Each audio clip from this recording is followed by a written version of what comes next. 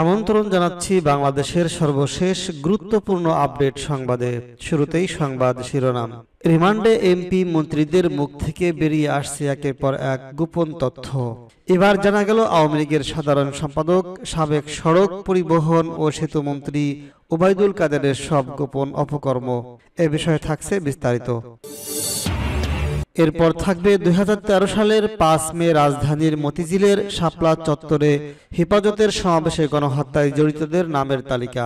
কওমি মাদ্রাসা বন্ধের পরিকল্পনা ছিল আওয়ামী লীগের। এ বিষয়ে থাকছে বিস্তারিত প্রতিবেদন। শুনছিলেন সংবাদ শিরোনাম, এখন বিস্তারিত। রিমান্ডে এমপি মন্ত্রীদের মুখ থেকে বেরিয়ে আসছে একের পর এক গোপন তথ্য। এবার জানা গেল আওয়ামী লীগের সাধারণ সম্পাদক, সাবেক সড়ক পরিবহন ও সেতুমন্ত্রী ওবায়দুল কাদেরের সব গোপন অপকর্ম। গত ৫ আগস্ট ছাত্র জনতার গণ আন্দোলনের মুখে পতন হয় আওয়ামী লীগ সরকারের। সেই সঙ্গে পালিয়ে গেছেন দলটির প্রধান ও সরকার প্রধান শেখ হাসিনা সহ অধিকাংশ বড় নেতারা। হাসিনা পালানোর পর তালিকায় অন্যতম হলেন আওয়ামী লীগের সাধারণ সম্পাদক এবং সাবেক সড়ক ও সেতু মন্ত্রী ওবায়দুল কাদের। ক্ষমতায় থাকাকালীন ওবায়দুল কাদেরের সঙ্গে বিভিন্ন নায়িকা ও মডেলের ছবি সামাজিক যোগাযোগ মাধ্যমে ভাইরাল হওয়া ছিল নিয়মিত ঘটনা, যাতে প্রকাশ পেত অনেক নায়িকার সঙ্গে তার নিবিড় সম্পর্কের রসায়ন। এসব নিয়ে সামাজিক যোগাযোগ মাধ্যমে নিয়মিত আলোচনা সমালোচনা হতো নেটিজেনদের মুখে, কিন্তু প্রকাশ্যে সেগুলো নিয়ে কেউ কথা বলতে সাহস করত না। পালিয়ে যাওয়ার পর থেকে কাদেরকে নিয়ে একের পর এক চাঞ্চল্যকর তথ্য বেরিয়ে আসছে। সর্বশেষ গেল ৫ আগস্ট ওবায়দুল কাদেরের ব্যক্তিগত ফোন নম্বরটি দুপুর ২টা ৪২ মিনিটে ফোন ট্র্যাক লোকেশন ছিল মোহাম্মদপুর। এবার সামাজিক যোগাযোগ মাধ্যম ফেসবুকে প্রকাশিত হলো তার একটি কল লিস্ট। ওই কল লিস্ট অনুযায়ী ৫ আগস্টের আগে ও পরে ২ মাসে অসংখ্য নম্বরে কথা বলেছেন ওবায়দুল কাদের, যেখানে অনেক নায়িকা, মডেল, অভিনেত্রী ও নেত্রীদের সঙ্গে যোগাযোগ রাখার বিষয়টি উঠে এসেছে। ওই কল লিস্ট অনুযায়ী নায়িকা কেয়া, মিস বাংলাদেশ ফারজানা, অ্যাঞ্জেনা এলিন সহ মডেল নায়িকারা যেমন আছেন, তেমনি ফোন দিয়েছেন ময়মনসিংহের নেত্রী কবিতাকেও। আরেক বেসরকারি টেলিভিশনের তথ্য অনুযায়ী জানা গেছে ৫ আগস্ট ওবায়দুল কাদের নায়িকা সুহানা সাবাসহ প্রয়াত নায়িকা মেঘলার সঙ্গেও একাধিকবার যোগাযোগ করেছেন।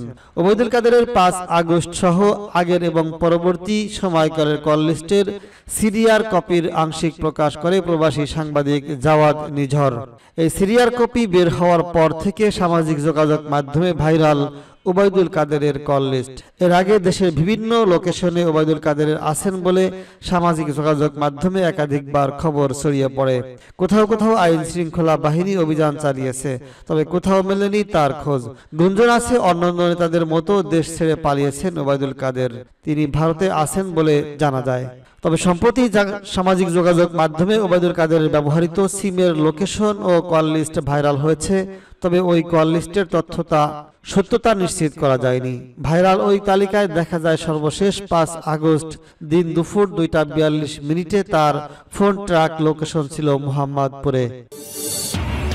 ২০১৩ সালের ৫ মে রাজধানীর মতিঝিলের শাপলা চত্বরে হেফাজতের সমাবেশে গণহত্যায় জড়িতদের নামের তালিকা। কওমি মাদ্রাসা বন্ধের পরিকল্পনা ছিল আওয়ামী লীগের। রাজধানীর মতিঝিলের শাপলা চত্বরের ঘটনায় হেফাজতের করা মামলায় শেখ হাসিনা, ইমরান এইচ সরকার, বেনজির আহমেদ সহ ৫ জনের বিরুদ্ধে গ্রেফতারি পরোয়ানা জারি করেছেন আন্তর্জাতিক অপরাধ ট্রাইব্যুনাল। এছাড়া এই মামলায় ৪ জন অভিযুক্ত যারা গ্রেফতার হয়ে কারাগারে রয়েছেন, তাদের প্রোডাকশন ওয়ারেন্ট মূলে হাজির করার নির্দেশ দিয়েছেন। গ্রেফতারি পরোয়ানা জারি হওয়া অন্যদের মধ্যে রয়েছেন সাবেক স্বরাষ্ট্রমন্ত্রী মহিউদ্দিন খান আলমগীর, সাবেক আইজিপি হাসান মাহমুদ ও খন্দকার বেনজির আহমেদ এবং গণজাগরণ মঞ্চের নেতা ইমরান এইচ সরকার। বুধবার ১২ মার্চ এই আদেশ দেন আন্তর্জাতিক অপরাধ ট্রাইব্যুনাল। ২০১৩ সালের ৫ মে রাজধানীর মতিঝিলের শাপলা চত্বরে হেফাজতের সমাবেশে গণহত্যার অভিযোগে তাদের বিরুদ্ধে এই গ্রেফতারি পরোয়ানা জারি করা হয়েছে। এছাড়া অন্যান্য মামলায় কারাগারে থাকায় সাবেক স্বরাষ্ট্র প্রতিমন্ত্রী শামসুল হক টুকু, সাবেক আইজিপি শহীদুল হক, সাবেক সেনা কর্মকর্তা জিয়াউল আহসান, সাবেক পুলিশ কর্মকর্তা মোল্লা নজরুল ইসলামকে গ্রেফতারের দেখানোর নির্দেশ দেওয়া হয়েছে। গত ২৭ নভেম্বর শাপলা চত্বরের ঘটনায় শেখ হাসিনা সহ 50 জনকে আসামি করে ট্রাইব্যুনালের প্রসিকিউশনে অভিযোগ দাখিল করেন হেফাজতে ইসলাম বাংলাদেশ। এর আগে রাজধানীর মতিঝিলের শাপলা চত্বরে হেফাজতে ইসলামের সমাবেশে গণহত্যার অভিযোগে সাবেক প্রধানমন্ত্রী শেখ হাসিনা সহ 34 জনের বিরুদ্ধে মামলা করা হয়। গত 18 আগস্ট রোববার ঢাকায় chief metropolitan magistrate CMM Mohammad Zaki Al ফারাবির আদালতে এই মামলার আবেদন করেন বাংলাদেশ পিপলস পার্টির চেয়ারম্যান বাবুল সরদার জাখারি। আদালত মামলাটি তদন্ত করে প্রতিবেদন দেওয়ার জন্য মতিঝিল থানার ভারপ্রাপ্ত কর্মকর্তাকে নির্দেশ দিয়েছিলেন। এই তথ্য নিশ্চিত করেছেন আদালতের বেঞ্চ সহকারী নাজমুল হাসান তালুকদার।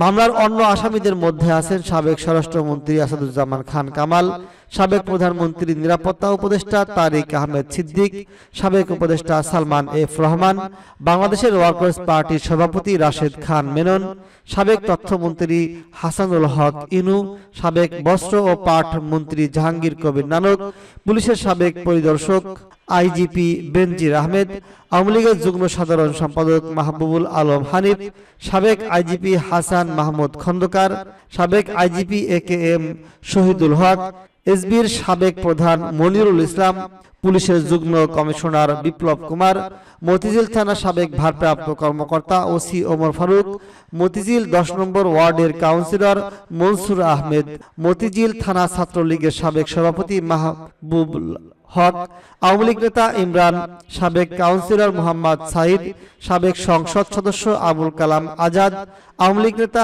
আকরাম হোসেন, সংরক্ষিত নারী আসনের সাবেক সংসদ সদস্য ফারজানা আক্তার, সাবেক সংসদ সদস্য মমতাজ আক্তার, সাবেক ওয়ার্ড কমিশনার আনিসুর রহমান, আওয়ামী লীগ নেতা আলমগীর হোসেন, ন্যাশনাল পিপলস পার্টির চেয়ারম্যান শেখ সালাউদ্দিন, মতিঝিল জোনের সাবেক উপকমিশনার শেখ নাজমুল আলম, হামদাদ গ্রুপের পরিচালক মেজর অবসরপ্রাপ্ত ইকবাল, মতিঝিল জোনের সাবেক উপকমিশনার আশরাফুজ্জামান, ন্যাশনাল টেকনোলজিশনের মনিটরিং সেন্টারের সাবেক মহাপরিচালক মেজর জেনারেল জিয়াউল আহসান, ঢাকা দক্ষিণ সিটি কর্পোরেশনের মেয়র শেখ ফজলে নূর তাপস এবং মোহাম্মদ শাহাদাত হোসেন, মোহাম্মদ ইমদাদুল হক ও শেখ শাহ আলম তালুকদার।